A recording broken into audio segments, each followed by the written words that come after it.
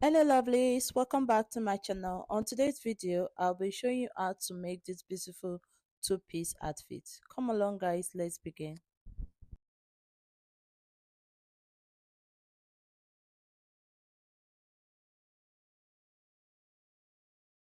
For this outfit, I'll be using this fabric and also the lining. And the lining is going to be for the upper part, that's the top of the two-piece. The first thing we're going to do is to make our basic bodice pattern.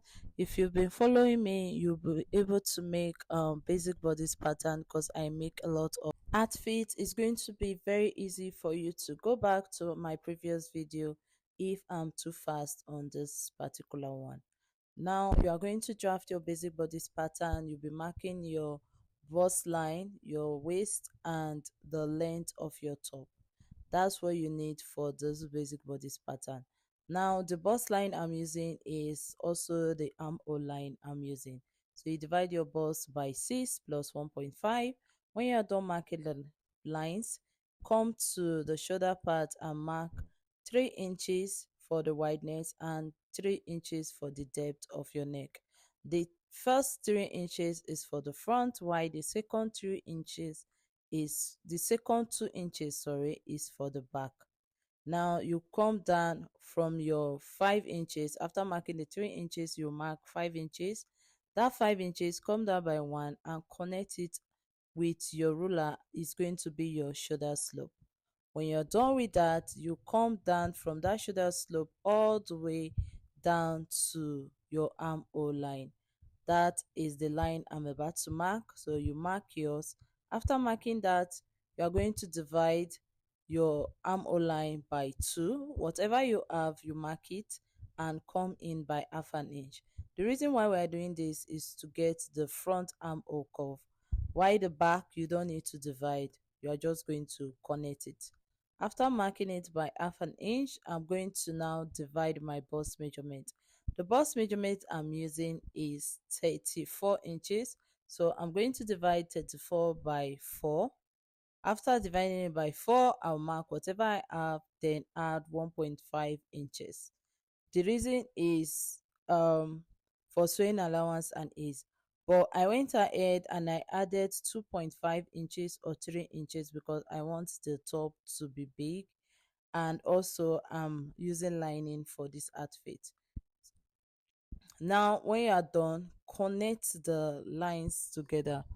Connect the armhole line. After connecting the armhole line, we are going to go and work on the bottom part of our top.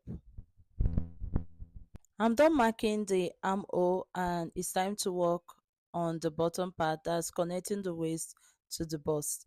For the waist, you'll be adding 2 inches or 3 inches for ease. Okay, it's going to be big, so we are not making it to be fitted.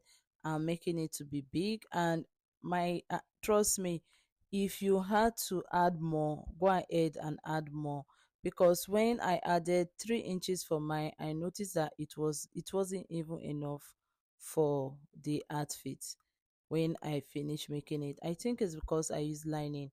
But if you are not using lining for yours, 3 inches should be okay, or you can just use 5 inches.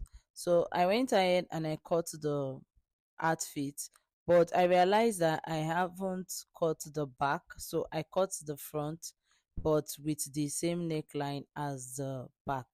Now it's time to cut the back, and because we are cutting the back and adding zip, that was why I had to separate it. But if you're not adding zip, you can just open the back and put a button or an hook on the back of your top. Now to work on the trouser, you'll be coming down by 9 inches. That's the short. I'm calling it trousers. Don't worry. Sorry about that.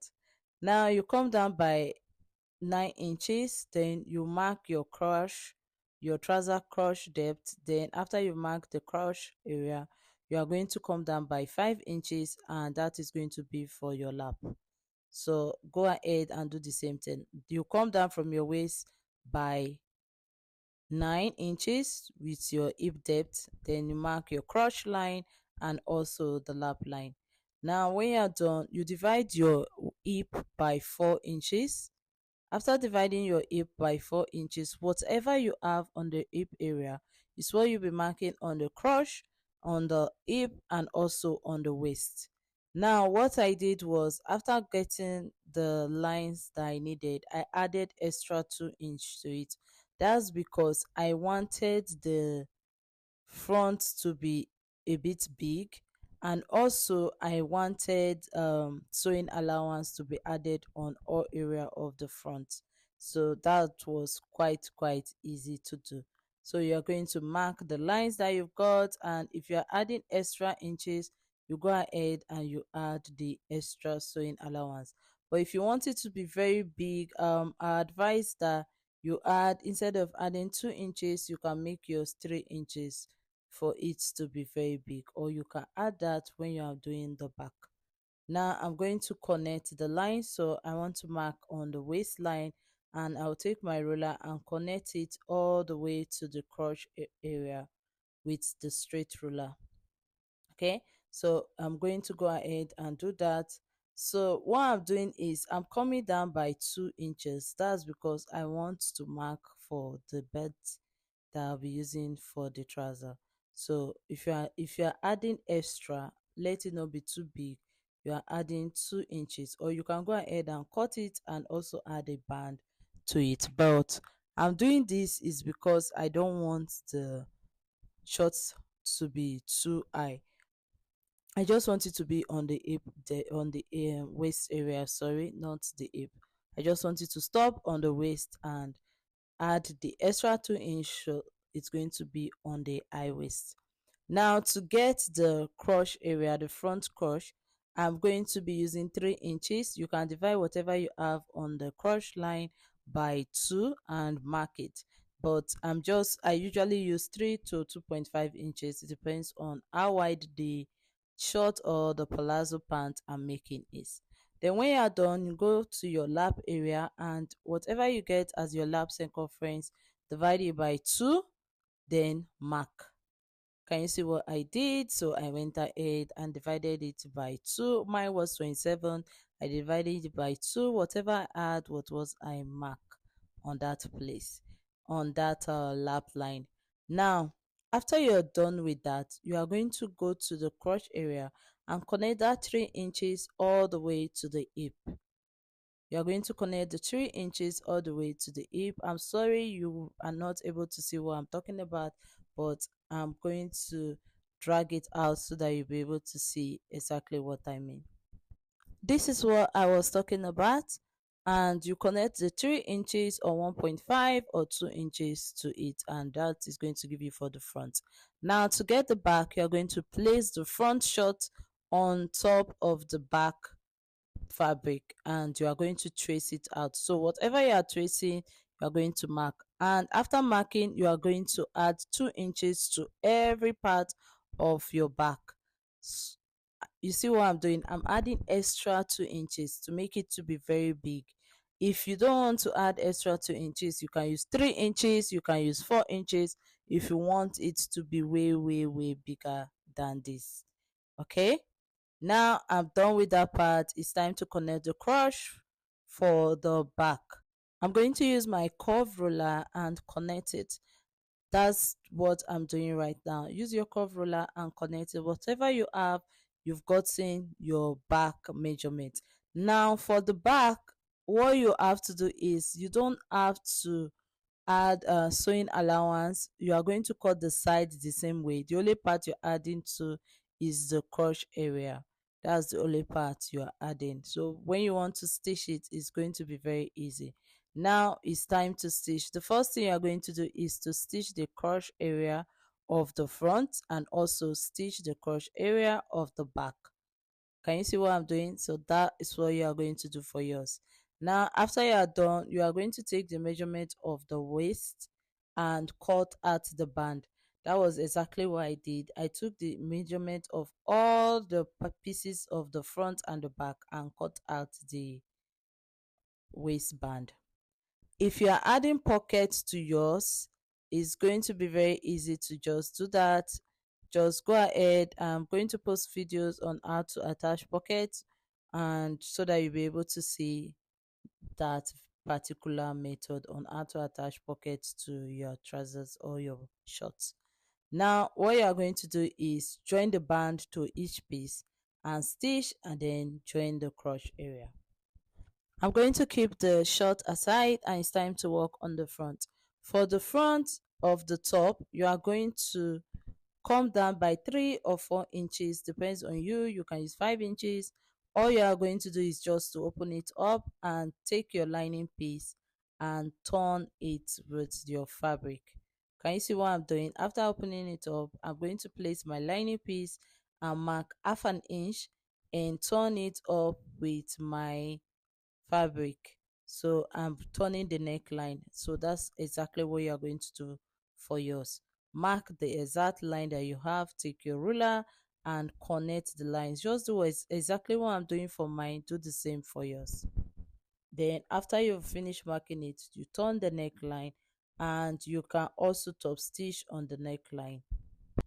You are going to do the same thing for the back, and when you are done stitching the neckline, you are going to stitch the side and also the bottom part. But before we do that, we are going to use the lining to turn out the shoulder before we do that. Now go ahead and cut your sleeve. You have to cut the desired sleeve that you need for your two-piece. If you want a bare sleeve, if you just want a big sleeve without stress, it all depends on you. So go ahead and cut out your sleeve like what I'm doing. I'm making mine to be big, but it all depends on you. So do whatever you feel like doing for your sleeve. The sleeve is your own choice. Like this tutorial, I'm just creating it from my head. There is no picture that I could use for it, so that was why there's no picture for it. Now I'm done with the neckline. I've turned it up, and this is what I have for the front of the top. Now this is the back. You are going to use the lining to turn the shoulder. Sorry, you are going to use the lining to turn the shoulder.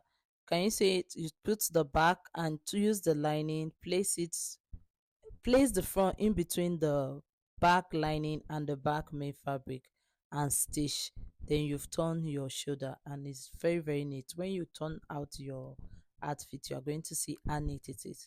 Now do the same thing for the other side. When you are done, you are going to now stitch the lining to the main fabric and turn it up. So that's exactly what I'm going to do. So do the same thing that I did for mine, do the same thing for yours. You're going to do this for both the front and the back, the turning of the lining piece. So when I'm done stitching, I'm going to show you how it looks when I'm done. Now this is it after stitching. This is the shoulder, and can you see how flat it looks? So whenever I stitch, I decided to always iron whenever I'm stitching, and that has really helped my work to be very neat.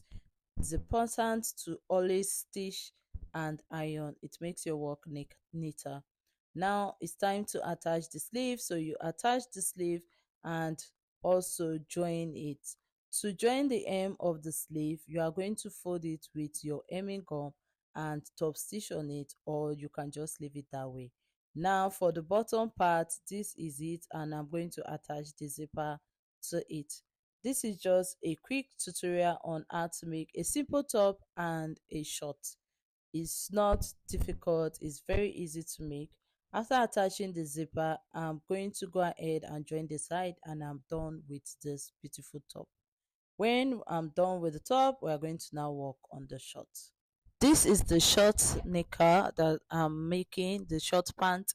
Now I'm done stitching the crotch area. It's time to stitch the sides together. If you're attaching pocket, go ahead and attach the pocket.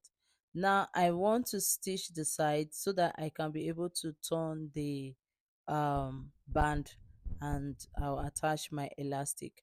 Now go ahead and join the crotch, that's the front to the back, and you are good to go. So when you are done stitching that crotch area, you are going to join it to the front to the back, stitch the sides together, turn your band, and you are done making your pants. It's very easy. Now for the band, it depends on the elastic you want to use. You can use 2 inches, you can use 1.5 inches, or you can use half an inch to as your band or elastic for your band.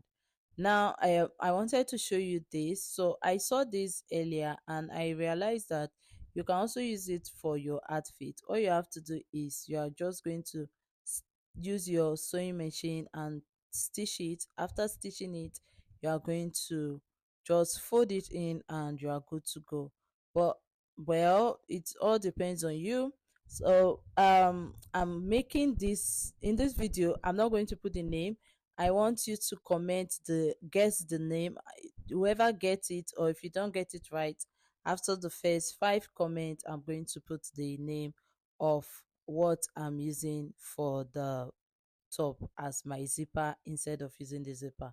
It depends on you though, but I ended up using zipper for it because I don't want to have issue with my client. She wanted a zipper and nothing else. So that's what I did for her. Now I'm going to attach the band. For the band, I used the hemming gum to iron 1/2 inch. After ironing it, I folded it this way and I went ahead and stitched. Before I stitched it, I had to use my pressing iron to make it to be very, very flat. Then I stitch. When you are done stitching, you stitch it round and add and leave 1/2 inch or 1 inch for the band. That's exactly what I did. Because of the fabric, you'll be able to see clearly what I'm doing, but it was very, very easy. Now take your tape and measure the size or the length of the band you'll be using. The waist measurement that I used was 34 inches and I had to remove 4 inches and insert it. So go ahead and do the same thing that I did for mine. Do the same thing for yours. I'm going to do that and show you how it looks. Now this is it after I'm done stitching. This is how it looks. Thank you so much guys for watching today's tutorial. Please don't forget to like and subscribe to our YouTube channel. Bye guys.